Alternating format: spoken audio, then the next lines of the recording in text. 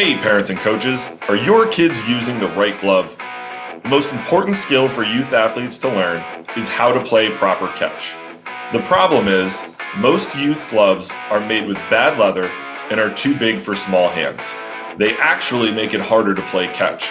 That's why former Major League Baseball shortstop Kevin Smith created Cali gloves. Cali gloves are crafted from 100% Japanese kip leather and are the perfect size for kids. All Cali gloves come with palm slits, finger loops, and elastic wrist lacing that encourage proper hand placement, the right closing patterns, and give kids more confidence to go make plays. Cali gloves even allow parents to break in the glove without stretching out the fit. It's the glove Kevin wishes he had growing up, and the glove all his teammates want for their kids. Visit caligloves.com to learn more and help your kids play better catch. That's Cali Gloves, K-A-L-I gloves.com.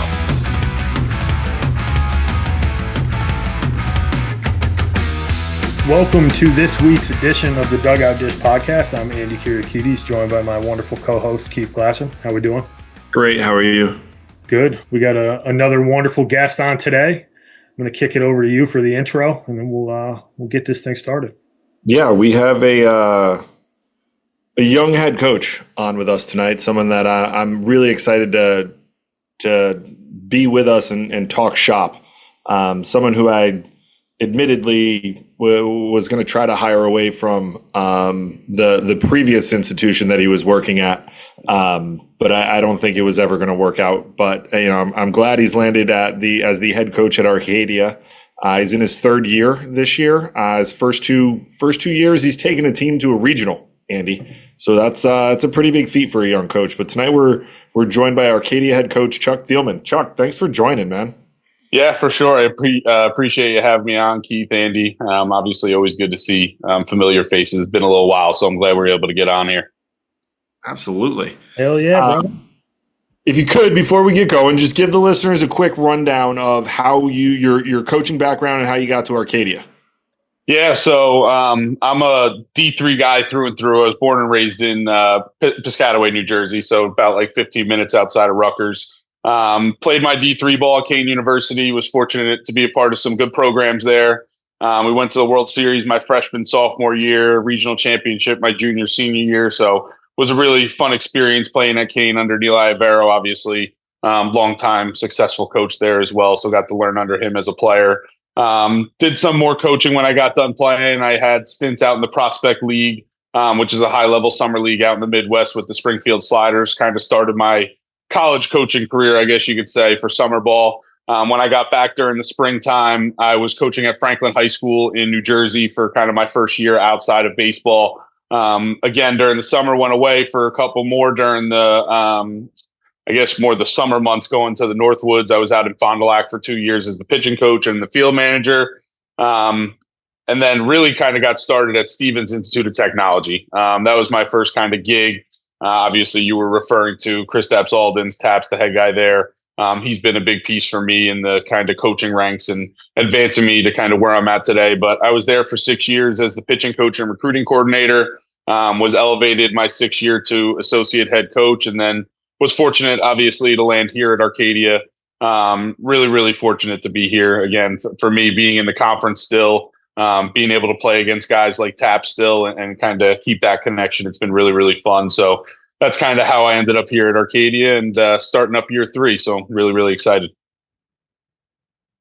Yeah, it's a little bit of a different path.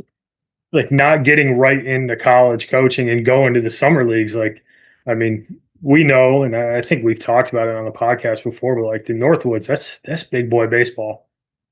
Like that had to be a really cool place to get your feet wet.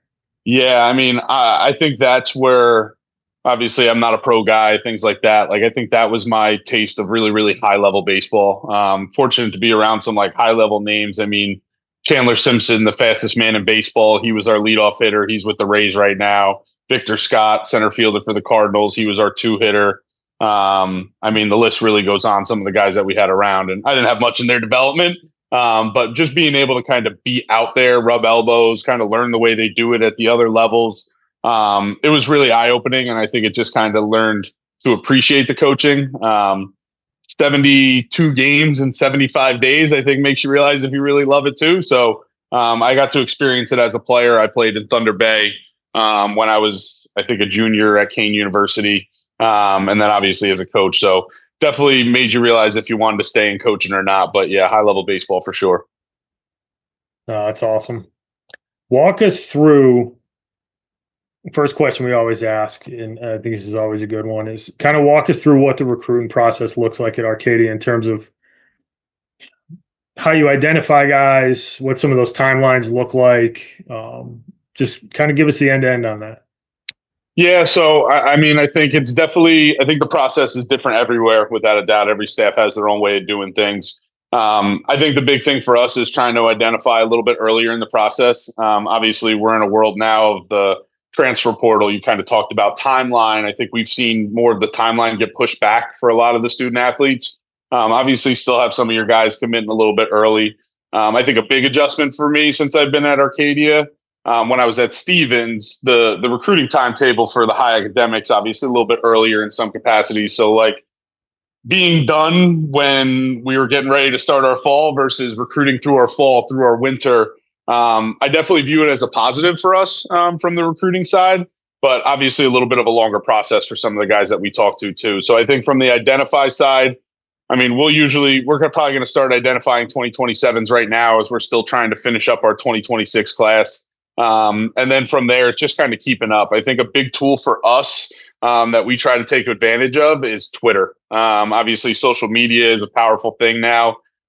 That's where I think we do a lot of our check-ins. We do trust our eyes. We will use video to kind of double check on skills, things like that. One thing we enjoy seeing is more the game footage than anything else.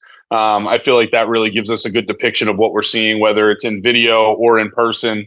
And then I think as we get going, I think the big thing that we try to identify, and obviously, like you said, I'm a younger coach, so there's been some learning in the first couple of years since I've been here.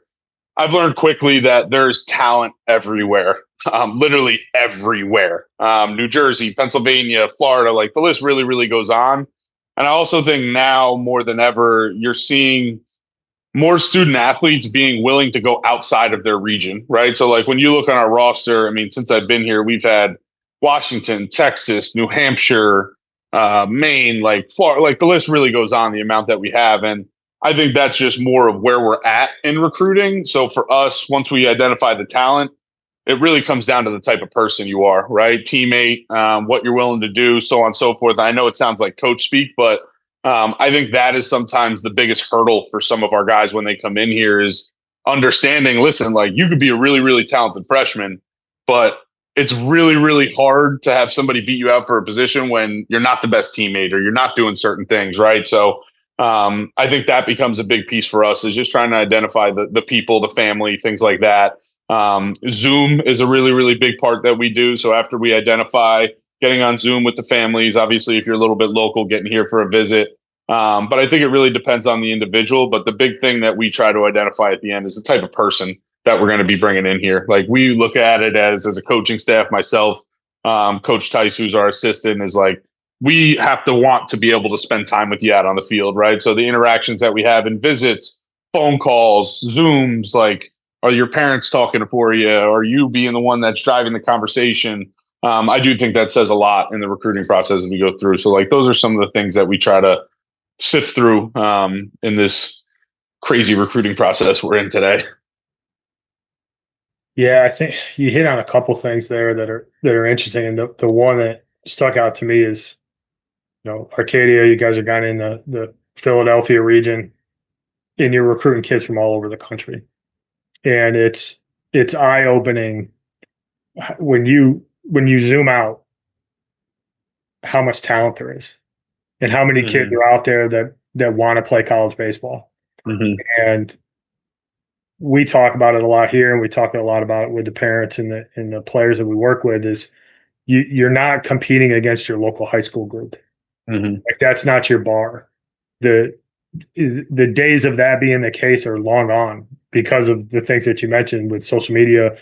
You guys were just down in Florida, recruiting, you're you're getting kids from all over the country, and you're not an outlier in this process. I mean, you're at Stevens. I know you guys had kids from all over the country there. Mhm. And I think it's an important thing for people to wrap their heads around when they go through this, is that you got to understand that your competition isn't just local. It's not just within your state. And it's a super competitive environment. And to your point, there's no shortage of talented kids. You can always go find a really talented kid, but you also kind of dovetailed into the character piece. And how do you figure that out? It's nobody's got the secret sauce, but we all know it's a super important part of it. What are some of the things that clue you into a guy being a right fit, or some of the things that you try to tap into in order to figure out if a guy's going to be a good fit for you guys? Yeah, I mean, I think that's definitely, that's probably a loaded question, right? I mean, trying to figure out a lot of that stuff. I think the biggest thing that we try to hone in on, we talk to our guys a lot about like owning your own development, right? Whether that be on the field, off the field, things like that. And I understand parents play a really, really big part in the recruiting process, right? So it's not like I'm saying we discount that and them being a part of it, but for us, I think it's really, really enjoyable when we could sit down and just have a normal conversation, right? It doesn't feel like we have to ask all these questions, right? It's just a normal flow conversation. Because I think for us too, just as a program, like we collaborate with our guys a lot, right? So obviously we have our expectations in terms of what we want done on a daily basis, but we give our guys a lot of freedom in terms of what they do, right? Like I think we try to use the side of it, like you can lead the horse to water, you can't make them drink, right? And I think that is the part that we try to empower our guys to own their development. So when we have guys that come in and we tell them, hey, listen, this is where we think we can really help you improve, and they see that, hear that, realize that, and then it creates a conversation that's just organic. I think that's a really, really big piece for us too. And I think the other piece, I think it's a little bit harder to find in the process sometimes. The way that we say is like the set it and forget it guys, right? Obviously, us, like I'm a baseball coach, right? I know the academic piece is a really big piece for our guys. We want to win baseball games also at the end of the day, right? So we try to explain to our guys, if we could find the guys where we could pour all of our time and attention into the baseball side because they can handle what they're doing in the classroom, being at study hall, meeting deadlines, not having to be late to our lifts, like all those little things that come with it. It just allows us to be better as a program, right? I mean, are there a couple guys every once in a while that might need a little bit more? Without a doubt. But I think that's where for us, like trying to find that is just through our conversation that we have with the guys. We do a lot of texting, opening it up with guys. And I do think what you have on your Twitter says a lot at the end of the day, right? I think you see guys that have strictly baseball stuff and use it as that tool. And then you have some guys that there's some stuff mixed in there and you're like, that doesn't really make sense. Like, why would that be in there? So I think that for us is like the biggest way that we try to kind of vet the process. And the parents do play a big part. Obviously, again, like I said, the parents are a part of the process, but we really, really try to make sure when our guys get here, like it's dealing with us and the coaching staff, right? Our parents always have open door policy to come to us if they need anything, but that's again coming back to owning the development, and we want people to be on the same page with us when it comes to that too. So I think that's the best way I could talk about that. Low maintenance players, baby. That's another way to put low maintenance. Oh, you don't want to hold everyone's hand in your program? I've tried that before. No, but I mean, there's a lot of truth to it. Like, you're probably going to have one or two, but you start creeping in the 5, 6, 7, like they become energy vampires because they're sucking all of your energy out for everyone else because you're so tied up and worrying about their academics. And, ultimately you get to the point where it's, is the juice worth the squeeze? Like, is all this time and energy I'm putting you off the field worth what you're producing on the field? Because you're dead right. Like it or not, like you're paid to win baseball games, and that's what you have to do. That's why you roll out the best 9 that you have every time that you write the lineup. Like that's how this kind of goes, and it's a meritocracy. And I think that's one of the biggest jumps that a lot of kids and families need to understand when they go through this process. That it's not like there is no politics in college baseball. Like, and are there some somewhere? I don't know. But in my 4 years of playing and my 16 years of coaching, like there was no politics of like, oh, his dad donates money so he gets to play shortstop. Like that shit doesn't happen. Like, no, we're going to roll out the best 9. And if you're a freshman and you're going to help us win, you're probably going to be in the lineup. If you're a I got a pretty cool story for you on that side of it. I think a lot of people think that like it's kind of like high school. Like, I mean, how many times did you sit in have you sat in an office and parents are like, well, do you play freshman here? And that's a huge question in the process. Like, it was a huge question for me in my 16 years. And it's always like, yeah, man, I don't care how old you are. Like, if you're going to be able to come in here and help us win, yes, you're going to be given the opportunity to do so. That means that you need to show up, you need to develop, you need to be on time to lift, you need to do all of these things. And I think sometimes, like, I'm glad that you talked about owning the development and things like that, because that's such a big piece of it that people don't understand. I think players don't understand earlier in their careers until, probably they get a tad bit older. But you start looking around, it's like, well, why is Andy always playing shortstop and hitting in the 2-hole? Well, that dude's lifting his ass off every day. He does more. He takes extra ground balls. He's always in the cages doing more. Like that, like he's not a dude who just shows up and does the bare minimum and expects to be in the lineup. And I think that is an expectation that I think people have, because to your original point about the development and wanting to spend time with people, like the sheer amount of time that you spend, and I beat a dead horse in this podcast on this, but the sheer amount of time that you spend in college baseball is something that as a freshman you've never experienced once in your life. Like you have no concept of what the spring season is actually going to look like. Practicing 6 days a week, traveling, play 40 games, going to Florida, doing all the thing or whatever you do for spring break. But like, they have no concept of what that looks like, because high school baseball, and this isn't a knock on it, like it is what it is, but you play at 4 o'clock or 5 o'clock after you went to school, and you jump a school bus to drive 20 minutes across town to go play, Lord only knows who it is. You show up, there's no BP, there's no IO, there's like, maybe there's a bullpen that a pitcher can get loose in. Like I showed up to a game a couple years ago, both starting pitchers were getting loose on the game mound. For like 45 minutes, and I was like, yo, this is wild. Like, what are we doing here? But like the concept, like that whole concept of what you think it looks like is completely flipped on its head. And I said this before, when I would finish at RPI, I'd always ask my guys, like the freshmen, like, hey, what was the biggest thing? And 9 times out of 10, the biggest thing was like the sheer amount of time that we spent doing baseball was something that I like. You talked about it. You wore it out in the recruiting process, but once you actually, like, I didn't really know what it looked like till I got here. You're playing a 12 o'clock game, you're on the field. If you have turf, you're on the field at 9:15 for a stretch to start BP at 10 to then, like, if you're home, like, then you just hang for an hour until the game. Like, and that's if you have turf. Like, if you got to wake up and pull the tarp and get the field ready and do all the other stuff, like, yo, you're getting to the field at like 7:30, 8 o'clock. 12 o'clock first pitch doubleheader. Oh yeah. And you're not getting off the field till 6, 7 o'clock at night. Like then we're dragging the field, we're putting it to bed, and then we might have to tarp it because it might rain tonight and we're back at it tomorrow. And like that, like all of those things are things that I think you haven't experienced it yet. And trying to get through to get people to understand what that looks like. And I love the fact that, like, we own your development and do those things and trying to parse out the kids that are going to be low maintenance from that standpoint, because it makes it so much easier to coach, and it makes it easier for the younger kids, specifically the freshmen, to fall in line when they get there of like, yo, this is how we do it here. And it also, like, and I think you probably saw this at Stevens, like I did at RPI, like you have older guys that you can kind of turn to be like, hey, like he's close, but like he's struggling in math. Could you take him aside in study hall for 45 minutes and go over whatever this is so that it's one less thing that we have to worry about? And when they start to own that part of it, my video went out for all of you on YouTube.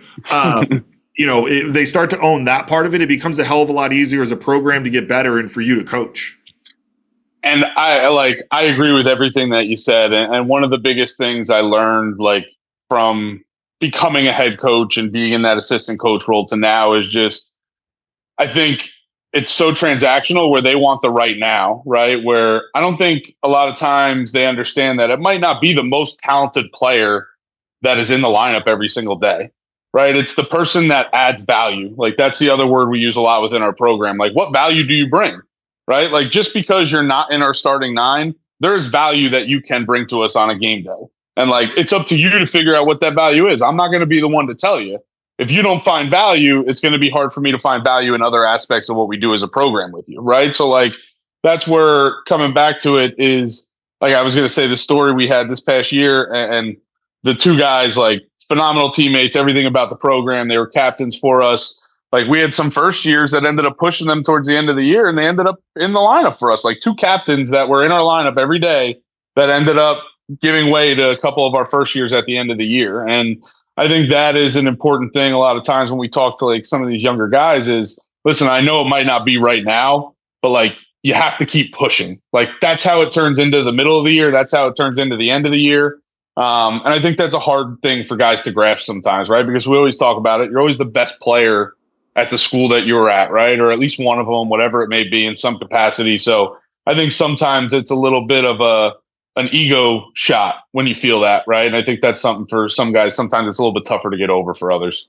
And I think the other piece of it, and not to stay on this topic forever, but back to this is a very long season that you haven't been through. Like, the same lineup that's written in, like the lineup you write in game one is not the game 40, 43, 45 lineup. Guys are going to get dinged up throughout the course of the year. Dudes are going to get hurt. Like guys are going to play themselves out of positions. It's up to you to continue to push to try to get your opportunity. And I think that's where, people kind of look at the lineup and like, who they are. Like there's kids who look at the lineup on day one and like the shoulders slump and their body language becomes horrible. And it's like, well, I'm not putting you in the lineup right now. Like, and then the other kid who's like, all right, what's up? Like, let me see what I can do here. Who's first out of the dugout, picking guys up. And it's like, I'm going to give that kid an opportunity because he practices. He gets the kid opportunity when it comes up. Yes, and he practices hard and he does all the right things and he does everything we ask. So like when the opportunity comes, like I'll give him the opportunity. Not the kid who like expects to be in the lineup. And I do believe that like 99% of kids like, no, right? Like, know why you're not playing. I knew why. And I was a catcher who played a lot, but like I knew why when I was younger. Like I didn't know how to run a double cut. Like why would I be in the like? I shouldn't be out there. Especially when you watch the 24-year-old run it in front of you. I'm calling two on an auto double. Like you don't even know what you're doing back there. Right?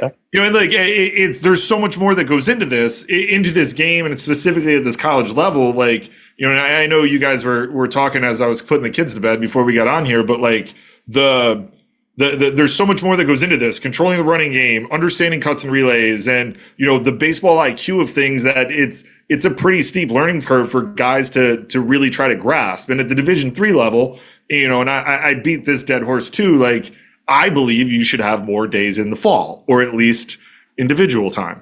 Like you can't tell me that the kids can't have 2 hours a week outside of the 24 days max that you have, but whatever. Amen. That said, like there's only so much you can cover in the fall. Like, when I was at RPI, I wouldn't put in bunt Ds and first and thirds and stuff in the fall because it's like, we're going to do this in October. And when we come back in January, like the freshmen are going to have zero idea. 100%. Their head's spinning already, let alone like, all right, we're running our first and second wheel play bunt. Like, it's like, wait, what? Where am I supposed to go? What am I doing? Like, I don't expect them to know. Like, that's something that you have to do in January. But then, then you're cramming all of that in, and it's a damned if you do, damned if you don't. But like the baseball IQ end of things, I think at the college level is so much higher for guys in order to kind of get that opportunity. The guys, I think, to your point, that look for that opportunity and go do it. Those are the guys that as coaches you look and you're like, yeah, man, he's making strides. Like I could forgive if he screws up a double cut situation behind the dish, but he's cleaned up his blocking, he's cleaned up his receiving, he can catch and throw, he controls the running game, like his pace behind the plate, his tempo, his he brings the juice out there, like it's high motor. Like I can excuse those types of things. But it's when it's like, yeah, like first and third, what are we doing? Like your freshman shortstop doesn't even know the play we're running. Like, yo, dude, we can't throw you out there. Yeah. Or like, hey, man, you're a 1-9 to the plate. Like, I can't put you in a high leverage situation in a tie game in the ninth. Like, we might as well just stop the game and be like, hey, like, instead of intentionally walking him, like, just let him go to third. Just go right over there. Because and that's never talked about at the club level. And that's what kind of Andy and I were talking about. I think we're in a world, and it's nobody's fault. Like, it's just where we're at, and I don't like Jimmy and Johnny are going to get their at bats. Like, we're not playing necessarily to win the game. Like, I remember one of my favorite, and I don't mean to continue on this topic, one of my favorite recruiting stories when I was at Stevens, it was the year of COVID, and New Jersey did the Last Dance World Series that year, and they had like a 14 pod. I just remember going to watch, and we ended up finding one of the shortstops that ended up at Stevens with us, and it was like an 8-pitch walk, steal second base, steal third, ground ball to second, came flying home, sliding across, team outside of the dugout. Everybody's giving forearms. Like, that was the difference. And like, I think that's hard to find also when you're in the club level side of it, is like playing for the other guys around you. And it's just the brand of baseball, I think, that we're at right now with the summer, and it's nobody's fault. It's just where we're at. No, it's you brought up another interesting point. You're talking about value, right? And I think that this is another thing that really separates like high school baseball from college baseball.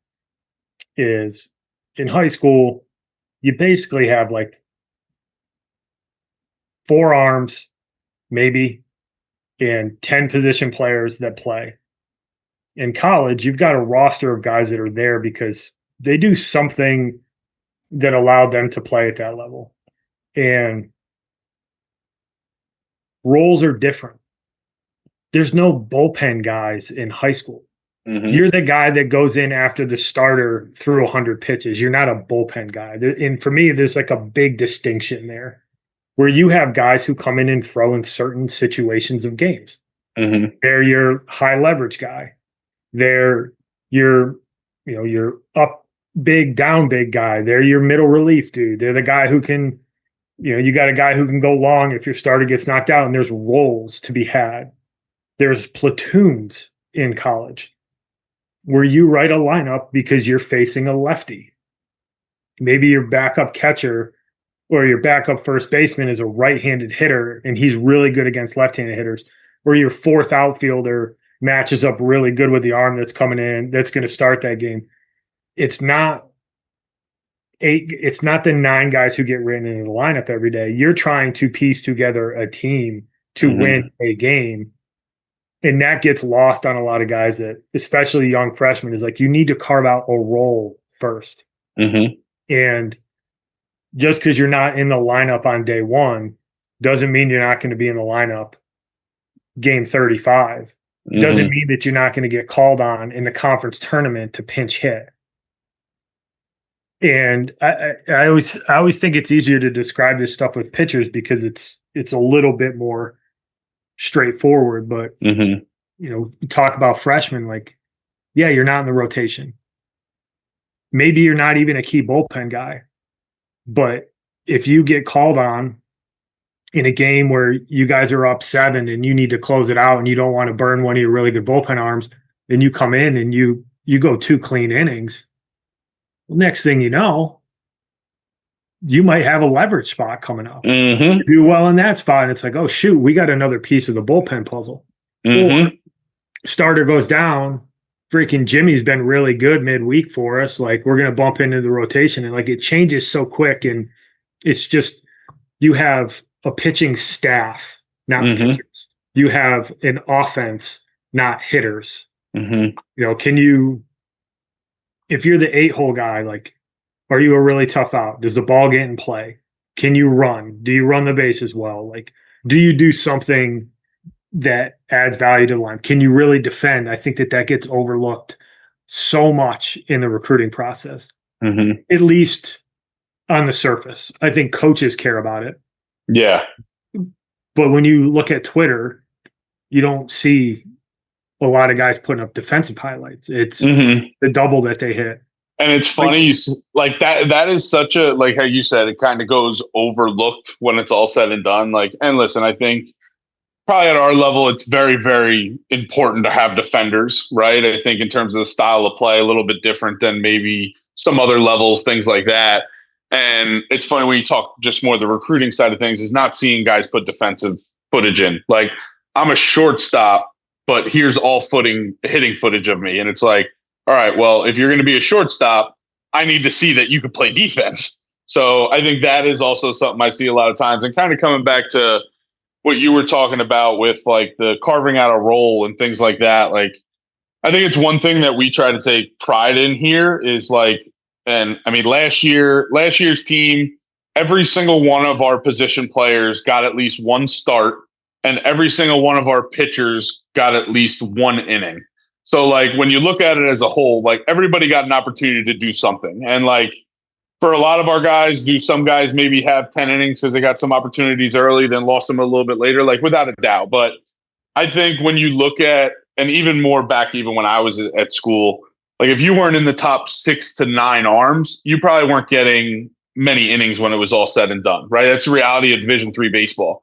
Like I think if you look at, and more staffs that I've been a part of, because it was the same way when I was at Stevens, and I do give Taps credit for this. He was one person that I learned it from, is like, if I can find a way to have a freshman graduate to become a sophomore in the baseball season before he even becomes a sophomore, by finding these small opportunities to get him out there, like we're going to be better for it as a program. Like we talk to our guys, if we get to where we want to be at the end of the year, somebody that maybe has 10 innings on our staff is going to be pitching in an extremely important moment that you didn't expect to be in the beginning of the year. And that's just the reality of it when we're trying to get to where we want to go. So I think like trying to get the guys buy into that and stay in it. And as much as we say like the players carving out a role for themselves, I also put it on ourselves as coaches to be able to find the roles for those guys, right? Like, I think it's important for me. We use Rapsodo with our pitchers all the time. Like, I need to know what so-and-so does really, really well, right? So Johnny has a really good lefty breaking ball and he can land it at will, and we have lefty coming up,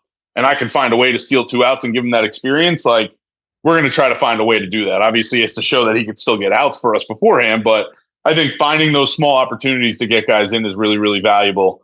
And I think that's where we've seen a lot of our younger guys kind of thrust themselves into a little bit more roles because they find those opportunities, they get their feet wet, and then it's getting and going, right? Rather than your first time picking up a bat and pinch hitting is when you're facing the pitcher of the year in regionals and everybody's eyes on you, right? It's a little bit different situation than trying to get your feet wet early in the year. But when you are playing those meaningful games, like, it's wild how those situations pop up. Mm-hmm. Where you're looking down at the bench and you're like, all right, I hope he's ready. Mm-hmm. And you feel a lot better if you're like, all right, like that kid, he's gotten at bats, or so-and-so's pitched in a high leverage spot before. Like, yeah, this isn't the spot that we thought we were going to throw him in, but like, yeah, all right, like here's your opportunity. Go get it. Mm-hmm. Injuries happen. Guys have to step up. Like there's so many variables that go into it, and guys lose sight of it. And I think sometimes it's more of a freshman thing where you don't see your name in the lineup on day one, and it's like, oh, it's like, hey, man, far from over, man. Mm-hmm. Not only this year, but like you got 4 more years. You got this season and 3 more after that. And how you show up on a day-to-day basis, how you practice during the week, like coaches recognize that. I mean, when you're in a game, this is where my head goes. Like, you're in a game where you're up 10 or you're down 10. We've all been there. The conversation you have as a staff is like, who are we going to give this at bat to? It always goes to the kid who shows up every day. The low maintenance. the kid the catcher who busts his butt in the bullpen. It's like, hey, we're gonna give our starter, a couple innings off this weekend. Try to rest his legs a little bit. We're gonna, like, that guy busts his butt in the bullpen. The guy's like throwing to him, or the kid who shows up and takes really good batting practice every day, or just runs around the field with a bunch of energy playing defense during batting practice. Those are the guys you look down at the end of the bench and you're like, yeah, give that at bat to Jimmy. And a good at bat turns into another opportunity, turns into a start, turns into, oh shoot, you find yourself starting half the weekend because you're doing things really well against left-handed pitching, whatever it might be. And that's how it happens for guys.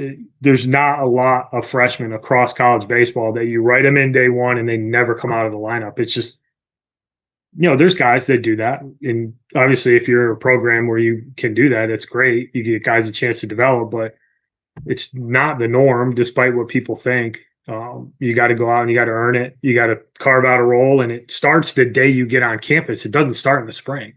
I literally told one of our first years not too long ago, like, your fall is literally just the intro. Like, that's where you're putting together all your pages. What chapter is going to be this? Like, when you start the spring, that's chapter 1. Like, that's when it really gets going. You have to have it figured out. Like, I think there's definitely a little leeway when you get there in the fall. And I think that is, again, like you're saying, the hardest thing I think for guys to understand is, like, there's so much more to it.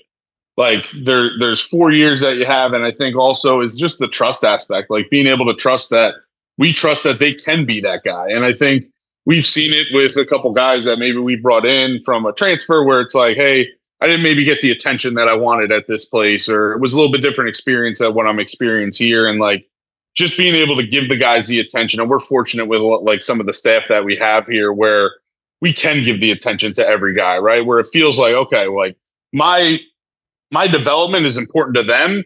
And I might be a guy that might not be touching the field much this year. So I think that's where for us too, like we've seen a lot of our guys grow where I think, yes, we have our 1 or 2 that are still trying to figure it out, but the guys have done a really good job of trying to just get with it. And when you're player led and you can have some of your seniors kind of lead that, it makes life a lot easier for myself too. So that's been a little bit of a nice surprise. I think the other thing that, especially for younger players, they don't recognize, right, is when you're a freshman, you go through the fall. The fall is exactly what you just described it as.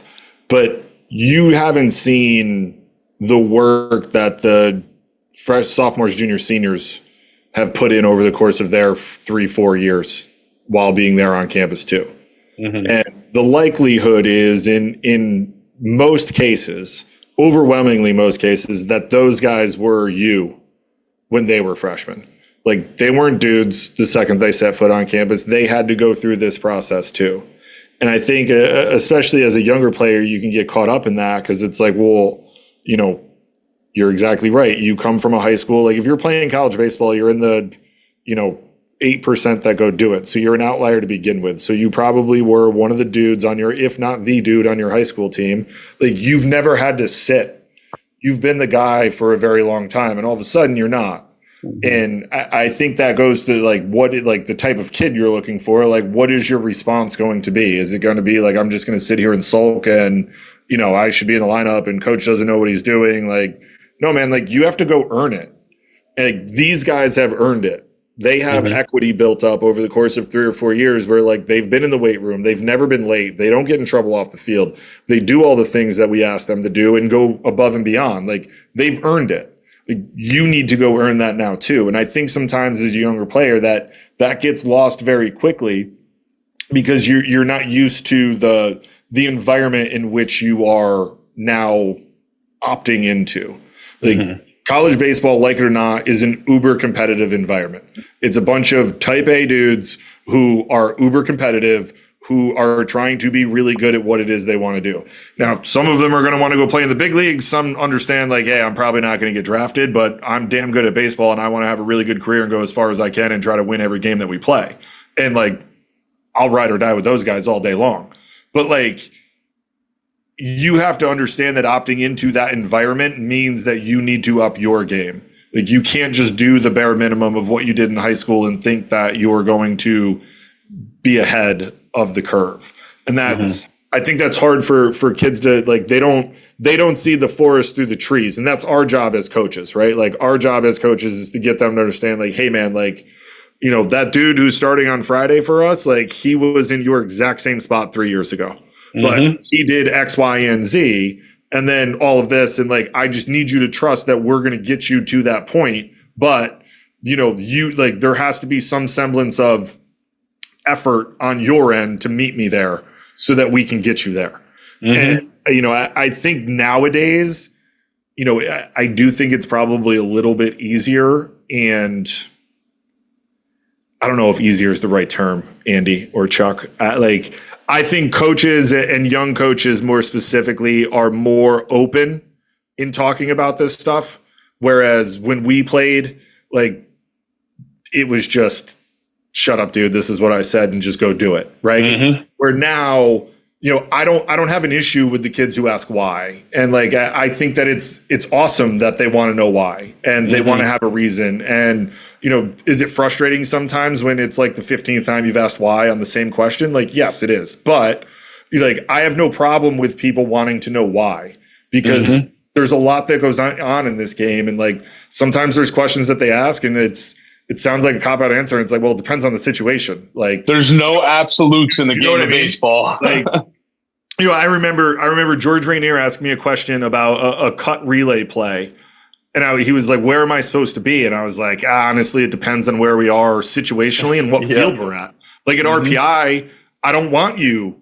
Like it's 297 down the right field line. Like I don't need you on a double cut floating to the center of the field as the shortstop, because if our right fielder and our second baseman can't throw it, the two of them, 280 feet, then we have a problem.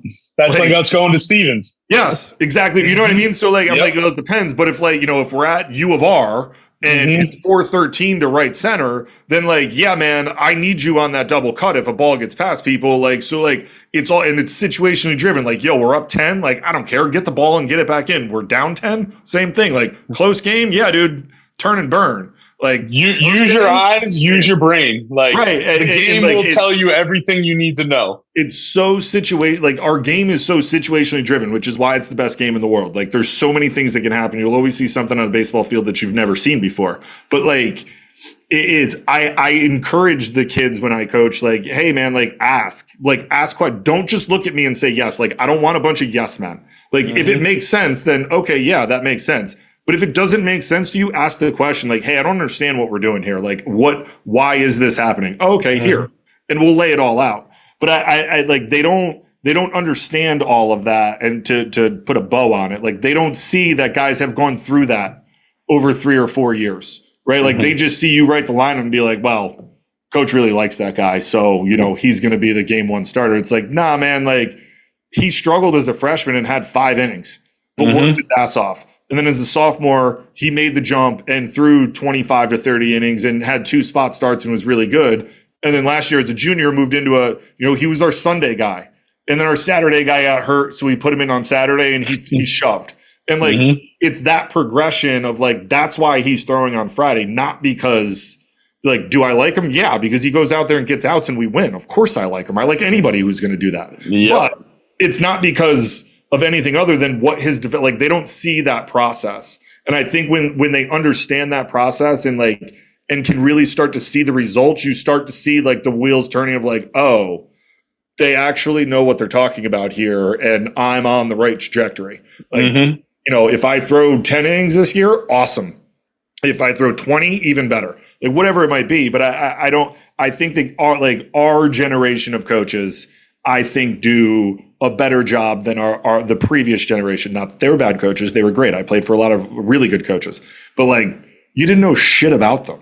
You knew nothing about them. You showed up and we played. Right. Like their name is Mike and he told me to run as fast as I can to first base. So I'm doing it. Like now. And I called him Mike. I didn't call him coach. So like when I left, like, my kids knew my wife. They knew our son. Like they knew I didn't know anything about you know what I mean? Like, yeah. I think it humanizes you from a standpoint. I think it makes it a little bit easier to get them to understand that process of like, hey man, this isn't, I'm not just making this up. Like this is something that takes time and it like, there's a sacrifice to it. And there's an element of work ethic that you have to put in to do this stuff. And I think that that's probably one of the biggest things that's lost on younger players in this process from, being low maintenance and all the other stuff. Like anybody can do that, but like, can you show up every day when it's hard, in your mind to show up, right? Like sometimes it's that get to versus have to and all the other, positive, whatever you want to talk about. But like, sometimes it's hard to show up. When you're having a bad day, can you still show up? Right. And you see it in the recruiting process, right? Like how many times have you gone and seen a kid and he's horrible? And then, he has horrible body language and it's like the first time you saw it. And like I've seen it. And you know, sometimes I walk away and I'm like, yeah, that's like the fifth time I've seen it. Like that's a trend. But if I see you be really good and have great body language and like all the other things, and like one day you have like, hey man, like maybe that kid had a bad day. Like maybe something's going on in his family that I don't know about. Like whatever, man, I can write that one off. But like everyone has them. We have bad days as coaches. Like I've shown up to the field before and been like, God, I don't want to be here right now. It happens. It's life. It's true. You know, so I just think that like, but like you still do it. You still do it. You still, you know, bring the juice and do the stuff. But I think that like for younger kids, if you're listening, like it's really hard. Like it's hard to do if you're not playing and you're used to it. But like the benefits far outweigh the negatives in that situation if you can just show up every day. So like exactly to your guys' point, we've all done it. Like if you show up every day, you're going to find yourself just at the bare minimum having more opportunities than other people, just literally by showing up and doing what's asked of you. Without a doubt. It's a skill. It is. I think it's a skill, and it's one that can be learned. But if you don't have some of that fire in you before you get to college, it's going to be hard to find it. And it's something that I think a lot of high school kids have to wrap their head around is like, do you like the idea of playing college baseball? Like, is that a cool thing in your mind that you get to post it on Twitter and it'll be fun? And like, yeah, college baseball's awesome, but it's also hard. It's a privilege.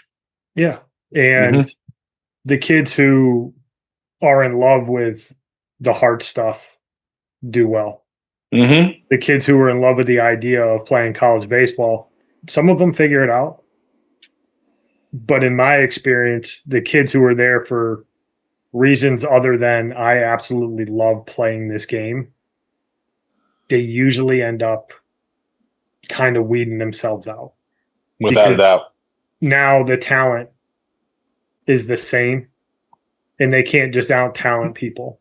Okay, you get to college, whether it's JUCO, Division 3, 1, 2, whatever.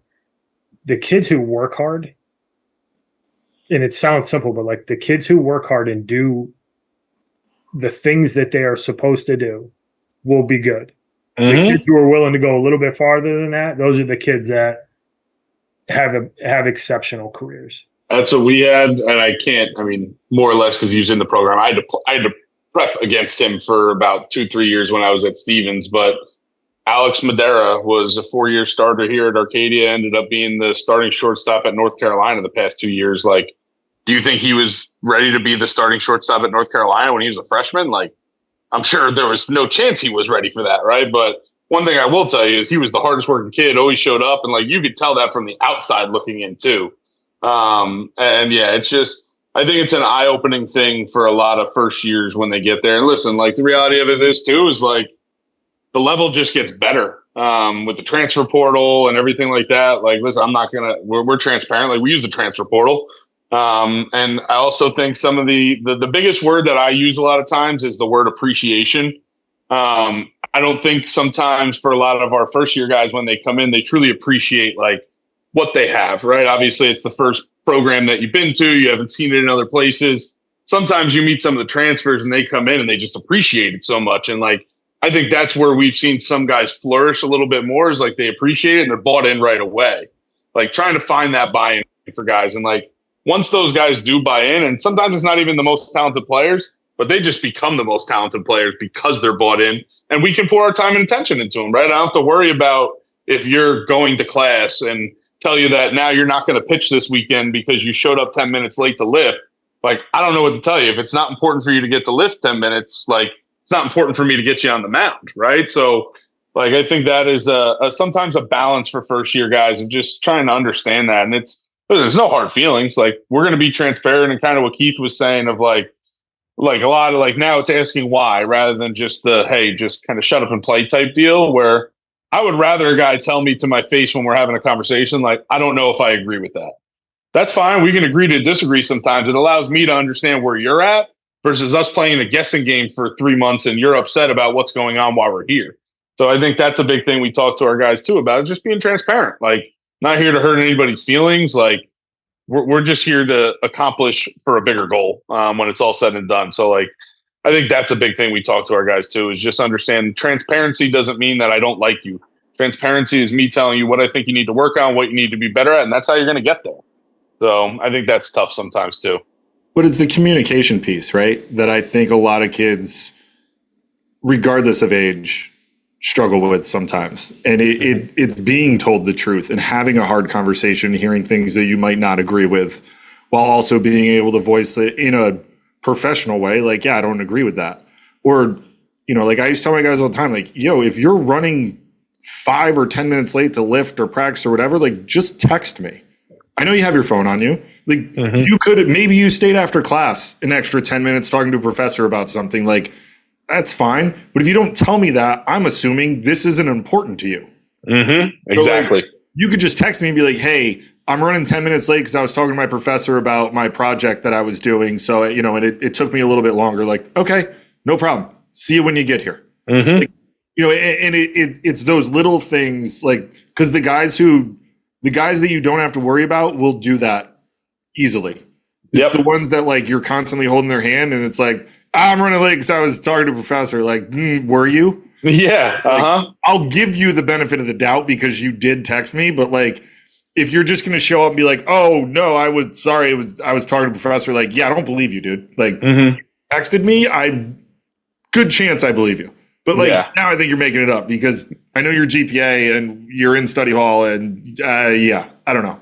But just give me everything. Give me all the communication. It got to the point at RPI where, like, I had to tell, I'm like, I don't need to know this. Like, like, we've passed the point of, like, telling me everything. Like, I don't need to know that stuff. Like, we're good.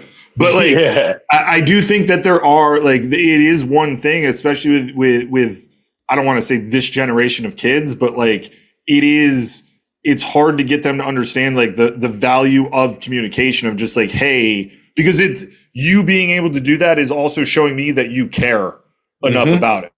Yep. And I do think, like, I held myself to that standard. Like, if I was running late, because my last 2 years at RPI, I was by myself from a coaching standpoint. Like, if I was running late because I had emails and administrative stuff to do, like, I would send a text to the group chat and be like, yo, I'm running 10 minutes late. Like, go ahead and fire up stretch. By the time you guys are done stretching and doing your dynamic warm up and stuff, like, I'll be on the field.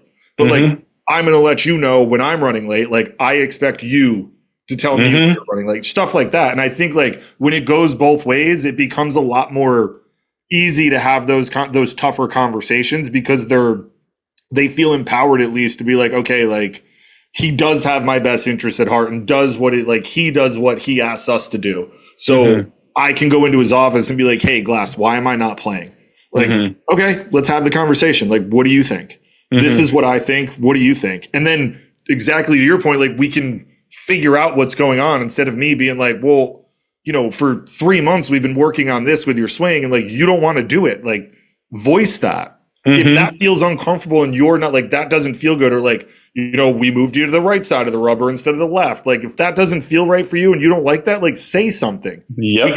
We can, that's an easy fix to have that conversation. Don't just do it because I said so. I would rather be like, hey man, I'll try this, but like, this feels horrible. And I can give it to you in a different way, explain it differently. That we talk to our guys about that all the time. Exactly right. In our minds, it's like, oh, okay, well, you don't want to, like, if that feels uncomfortable, like, let's split the difference here. And then let's change our frame of reference. Like, where's your frame of reference on your curveball here? I throw it as his mask. I started at his mask. Like, okay, let's move that down and start it at the E on the eastern of his chest protector, and then throw it there. And let's see what that looks like. And like, it's just things like that you continually try to do. It's the age old adage of, like, you say the same thing 8,000 different times before it just finally sticks. And like, you see that aha moment and you're like, yeah, dude, I've been talking about this for 5 months. But I look at being coachable nowadays as the guys that you could sit there and have the conversation with. Those are the guys that I look as very, very coachable. The guys that are just go, yeah, no problem. Like, yeah, that's great. I love that you're doing what I say, but like, we're not going to get the most out of it. I tell our recruits, like, when we sit in the chair, like, listen, I'll like show you X, Y, Z and give you that. But if you can't figure out ABC by yourself, like, it's going to be tough to progress here, So it's just, again, the empowerment. Yes. And I think sometimes younger kids too, like, they jump to conclusions off of things that we say, when that's not something that, and it goes back to the communication piece, right? Like, you know, I remember we had a kid, Joey Saya, who ended up being a 2 or 3 year captain at RPI. His sophomore year, I mean, he ran a 6'6", played the outfield, you know, physical kid who could hit. And he, like, his first like 15, 16 at bats, he punched out like 12 times. And I'm like, dude, you run a 6'6". Like, you cannot be striking out. I don't care what you do. Like, 6'6" at this level forces pressure. Like, you have to put the ball in play. Speed don't slump. And then, right. And then he ended up hitting with one of our other, you know, he was a sophomore at the time, so he was hitting with our captain. And our captain came back to me the next day and he's like, hey, he thinks he has to hit a double every time he gets up. And I'm like, why? He's like, I don't know. That's what he said you think you want, that you want. And I was like, when have I ever told anyone in this program that, like, I want you to hit a double every time you're up? Like, would that be awesome? Yeah, it would. It's not realistic. No. So we had to have a conversation. I'm like, yo, why do you think you have to hit doubles all the time? He's like, I don't know. It's just what I thought. I'm like, dude, if anything, I just want you to hit the ball in play. I don't care where it goes. Like, just hit it and play hard. That's literally all I want.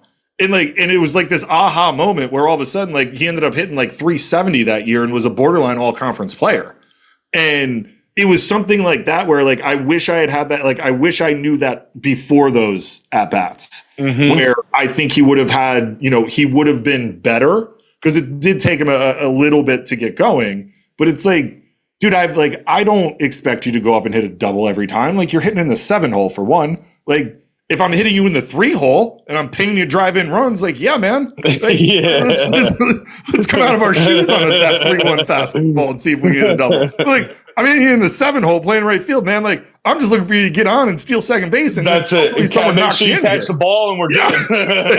Like, I ain't paying you to do that. Like, you know, by the time he's a senior, he's hitting in the 3 hole. Like, yeah, man, now I'm paying you to hit doubles. So, like, now, remember that conversation 2 years ago? Like, now we're doing it. But, you know, I just think that sometimes, like, there becomes this narrative, and if you don't have that, like, if he wasn't comfortable enough saying that to our captain, and our captain wasn't comfortable enough coming to me to share that and be like, hey, like, I don't know where this came from. I've literally never heard you say that once in my 4 years here.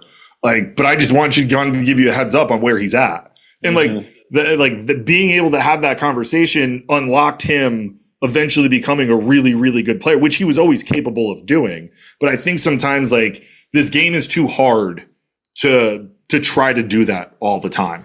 Like, this is far too hard to be like, I'm just going to hit a double every time. Like, you know, okay. Like, we're throwing 92 with run. And it's a humbling game. Sliders and, like, you know, change ups. Like, bro, like, this is way too hard to expect that of yourself, let alone someone on the outside, more or less, like your coach, expecting that of you every time you get up. Like, it's not a realistic expectation. And then that starts that downward trend of, like, well, you know, I'm just trying to get up there and drive in runs and hit doubles and home runs. Like, dude, like, you ain't going to bolt every time you're up. Like, just give me good at bats. Like, that's all we talk about. Just give me solid at bats.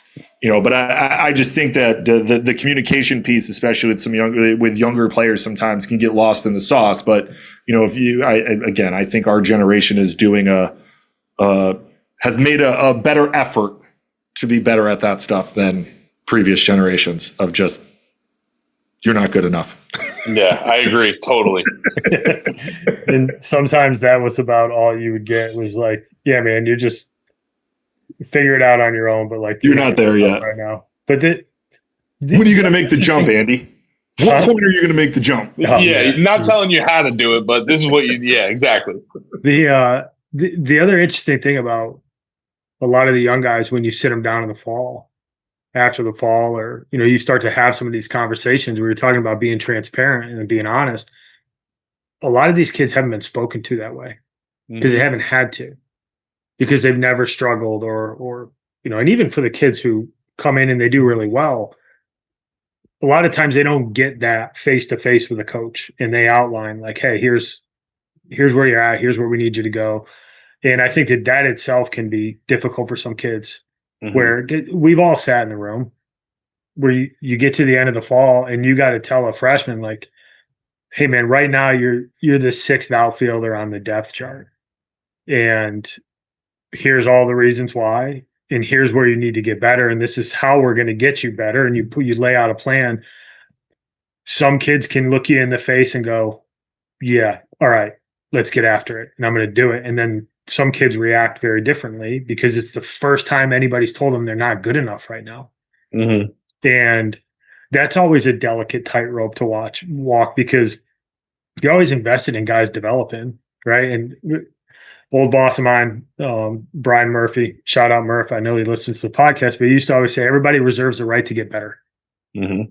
And you never want to just dismiss a kid, but you have to have these conversations with guys. And those conversations can lead to that relationship where you can start to have productive conversations that aren't just pat on the butt conversations, but deeper conversations about what a kid needs to do or adjustments that they need to make.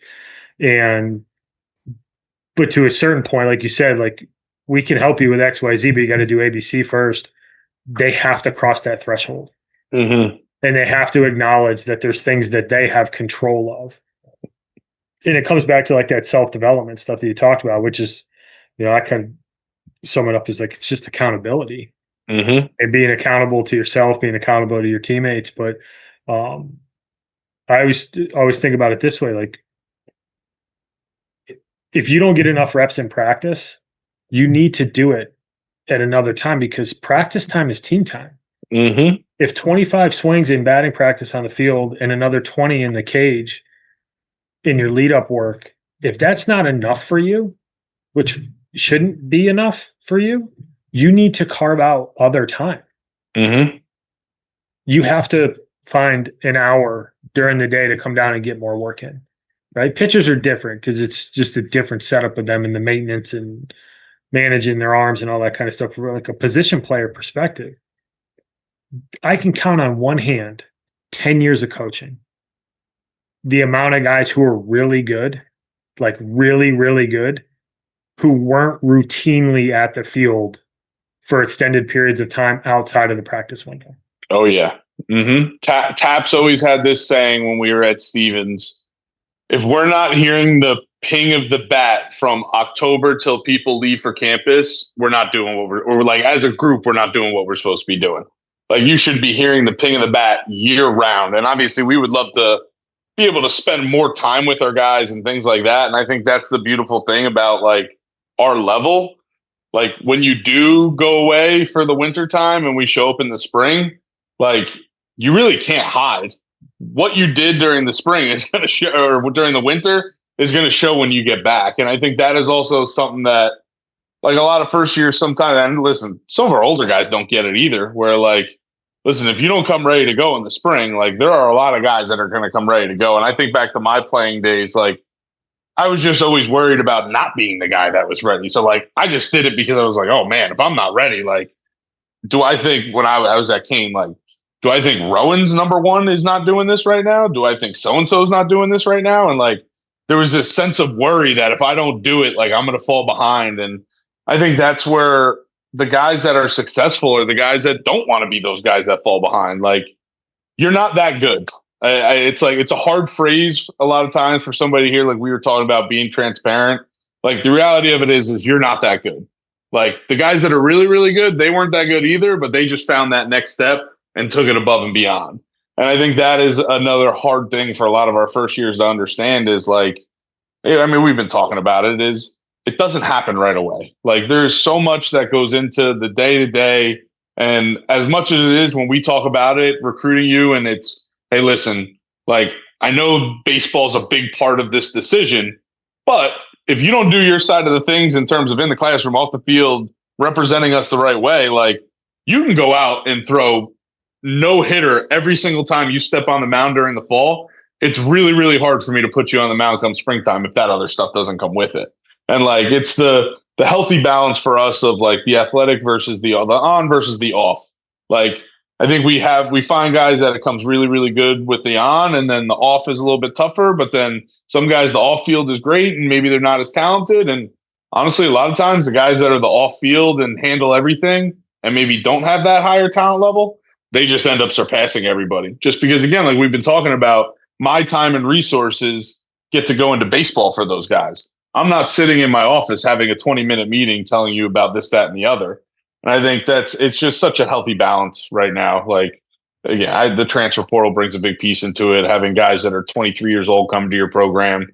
So it's just like it's such a different world now, even from when I played, when I was at Kane. And even just like the players we deal with, things like that, not even in a negative way, but it's just such a different world now than even when I played and went through the recruiting process and things like that. So I honestly couldn't imagine trying to navigate this by myself as like a normal student athlete right now, especially from the baseball side. Yeah, it's changed, and I think it's changed for the better. And you can always find a reason to be upset about the current landscape, right? And I just don't buy into it. In terms of, well, the transfer portal, well, it's it's killing high school recruiting. Okay, but you still need to get to college first to get into the transfer portal, as Coach Glass has said many times. Like, you can't commit to the transfer portal. Yep. I think it's less about bitching about the landscape in the current environment and just understanding it. Mm-hmm. Right? It's a national recruiting landscape for a lot of schools.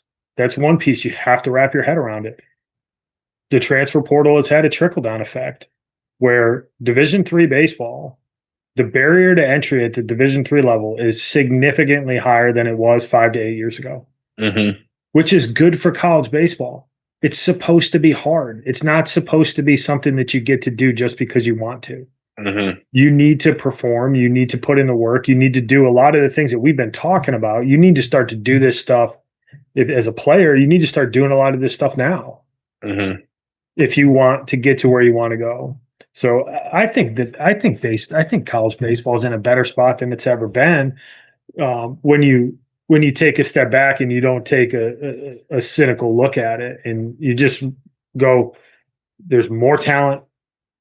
The game is being played better than it's ever been. The peaks of college baseball 10 years ago, you didn't see guys like Paul Skeens. No. I forget who I was talking to somebody the other day. I also think what you're going to start to see, obviously they cut down the rounds of the draft and everything like that. I mean, I love when I see D3 guys get drafted and everything like that. But I think what you're going to start to see now too is a lot more Division III guys ending up in independent leagues, maybe signing a minor league contract here, just because the trickle down effect, like there's so many good players out there that I think everybody's looking everywhere now.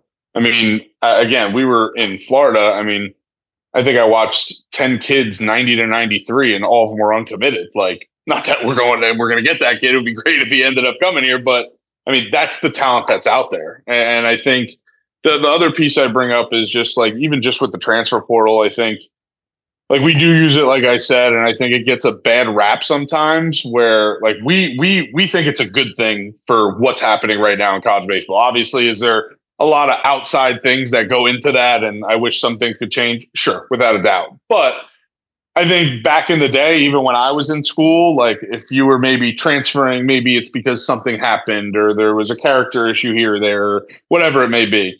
I think now you're talking about a situation where you have great kids that are in the portal that are trying to find a home. And especially now with the roster limits and everything that's going on, like, I just think our level, you're just going to see a huge tick up of the talent, especially at the top and even at the bottom, right? I mean, these guys have to go play somewhere. And I think that's the other thing what you were talking about of like getting yourself ready to go is like, yeah, I know coach talked about it. You're going up against the transfer kid, things like that, whatever it may be. But like what sets you apart versus some other guys sometimes has nothing to do with the talent on the field.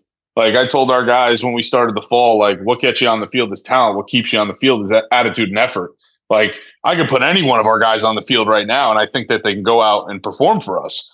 But the guys that go out and have the talent and then they have the effort, the attitude, the low maintenance guys, like those are the guys that you want to go to war with day in and day out. And I think coming back to where I was at, like the portal, I think sometimes that gets a bad rap too, is like people look at it as a negative, and I do think it's fun as a positive, personally for us when it comes to the talent level at our level too.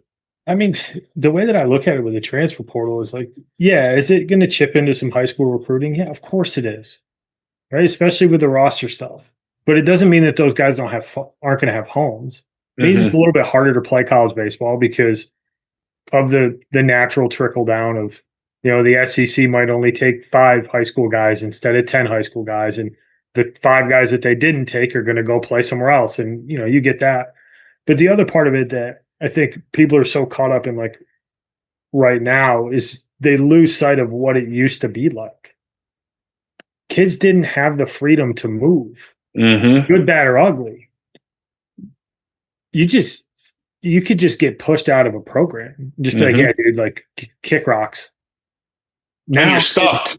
Yeah, like, you're gone. Like, we don't need you here. Now these kids have the ability to move fluidly, and you can get rewarded for being really good, like Madera. Dude, 5 years ago, that kid has no chance of playing unless somebody signs him, and that kid played in the College World Series. Yep. And he's not some tryhard. Like, he's a really, really good ball player. You know what I mean? And those are the things that people don't talk about with this. They don't talk about the kid who goes to Arcadia, gets a lot better, and moves on. Right? They don't talk about that kid. All they do is talk about the negative connotations of it and how it negatively impacts everybody. And, like, yes, of course, there's give and take with all of this, but I think the sum of it all, I think the transfer portal is actually a good thing for guys, because you can go somewhere and it's just not the right fit. Now you can go somewhere else. Or if you're the kid who shows up on campus and you were 84 to 86 during the recruiting process, and you go out and you're 90 to 94 and you stuff it for your freshman year, you can move up. And I'm glad you brought that up, because, like, that's something I've noticed. And listen, everybody has their own opinions on what they want that to look like, things like that. I'm not one to say it's right, wrong, and different. Like, the transfer up thing doesn't necessarily scare us that much, right? I mean, I think the biggest thing we talk about is, like, we're going to be transparent in the process if that's something that you're good enough to do. I mean, the story I give, Nadell Booker, he was one of our starters last year. He went in and it was like, either come back to us or go to Georgetown. And we sat down in our office and I said, well, here's what it's going to look like if you come to Arcadia. You're going to come here. We're going to compete for a championship. You'll probably pitch for us every weekend, whatever it may be. But you're a fool if you do not take that Georgetown degree and go there and play. And I couldn't be happier that he ended up leaving the program, went there, played, pitched a decent amount, got the degree that he wanted. And I think that's where the misconception comes in, is, like, there is a positive side to it. Like, you have to be willing to try to find that positive side. And I think that's something at our level that, and I'm sure there's coaches out there that are open to it too. But I mean, we talk about it openly in the recruiting process now too, where, listen, we feel as if you get here, like, our culture and the way we play or develop and things like that, it's going to want to keep you here. But listen, if you come in and you're, like you said, 91, 94, All-American, and you're a stud, like, how am I going to hold you back from going to pitch for a Power 5 program? Now, the other side of it is, to play devil's advocate, is, listen, you could go there and now you're a fish in a big pond, whatever you want to say that saying is. And, like, you could be 90 to 94, be a stud, but I'm going to let you know that the other 7 guys around you are also 90 to 94. And you can go from having 70 innings to having 20 innings and being the third bullpen guy. So, like, is it more valuable for you to be here and throw 70 innings and punch out 100 guys and maybe try and get signed, or go to the Power 5, be the third guy out of the bullpen, 90, 94? Like, yeah, I get it. Like, you go there, you might have a good chance. But I think that's a tough balance a lot of times too. But I mean, we look at a lot of the stuff that's going on right now as more as a positive than anything else. And there are people that get affected by it. I get it. But I think for us too, like, the people that want to come out on the other side of it are the people that want to come out on the other side of it. And there is a fit out there for everyone. I get it. Like, there's dream schools, things like that. But if you want to find a place to play at, like, it takes a little bit of effort, but it's out there. Like, you could definitely find it without a doubt. 100%. 100%. Last question that we always ask. All right. And you've given some gems. We've had a good conversation about what it takes and expectations and everything. But if you're going to give a couple pieces of advice to the listeners about the recruiting process, families and players that are currently in it, what would be a couple pieces of advice you'd like to pass on? Yeah, I mean, I think the first thing, Twitter and social media is a very, very powerful tool. Like I said earlier, I think one of the first things that we do in the recruiting process is I pretty much hop on Google, type in the name, the year they graduate, and baseball, and I could literally get everything that I possibly need. Right. So whether it's not using it as a recruiting platform and posting videos or being careful of what you post, like that's just a really, really powerful tool. And I think it's just important to be conscious of that. I think the other side of it is like, do your due diligence. Listen, I think everybody is in it for the right reasons, without a doubt. But I think it's important for you to really decide, is this the right fit, right? Coaching staff. Did I have a chance to meet the players? Like, did I have a chance to actually talk with them, interact with them? Like, that's a place that you're planning to spend the next 4 years. And it's like, again, been giving Taps a lot of plugs here. This is a recruiting process for us. It's a college selection process for you guys, right? So when we're talking about it, and it's not a knock, I could have somebody in our chair having a conversation. 2 weeks later, I'm going to have a similar candidate in that chair, right? Obviously, do I want those guys to be a part of our program? Yes, but we still have a job to do recruiting wise. And then the very last piece I would say, the question we always get asked is like, do first years play? What do the opportunities look like?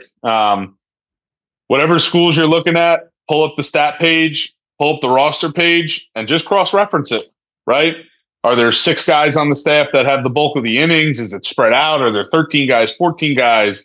Who's pitching? Do seniors get all the opportunities? The numbers don't lie when it's all said and done, right? So just being able to do your due diligence, checking out the roster, really looking into online sites, the program, Instagram, Twitters. I think it'll form a really, really good picture of what a program's about and what they value when it's all said and done. So I guess that's the best tips I can give to kind of finish this and wrap it all up. Yeah, and they're great tips. I mean, the coaching staff one is always what sticks to me in this is that you got to be. It's two-way street. You know, if you're going to go down that road with a kid to the point where you say, "Hey, man, I want you to be a part of this program," you've come to the determination that, like, I want to be around this kid for 4 years. Mm-hmm. But that kid needs to figure out, is this the right coaching staff for me? Because I think that at the end of the day, and coaches move on, I get that, and you shouldn't be married to a staff because there's stuff happens. But the dudes that you get coached by in college, you will spend more time with those individuals than you will any other adults in your life for 4 years. Mm-hmm. So it doesn't mean that you need to be buddies with them, but you need to feel that coach is going to treat you fairly. He's going to hold you accountable. And then when you come out of that program on the back end of it, you're going to have benefited from being a part of that. Mm-hmm. And hopefully when you go through the recruiting process, it becomes pretty clear, like, that's the type of coach that I would want to play for.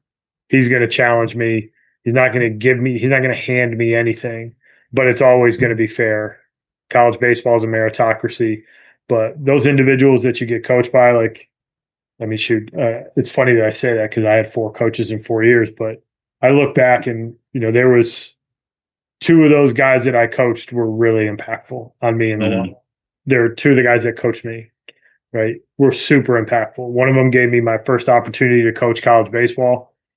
I don't know if Coach Healy listens to this, but that guy, I learned more in 1 year sitting in that office doing the work with him than I could possibly even quantify. Like, he gave me that opportunity, and then Joe Recruity was another guy who I really enjoyed playing for.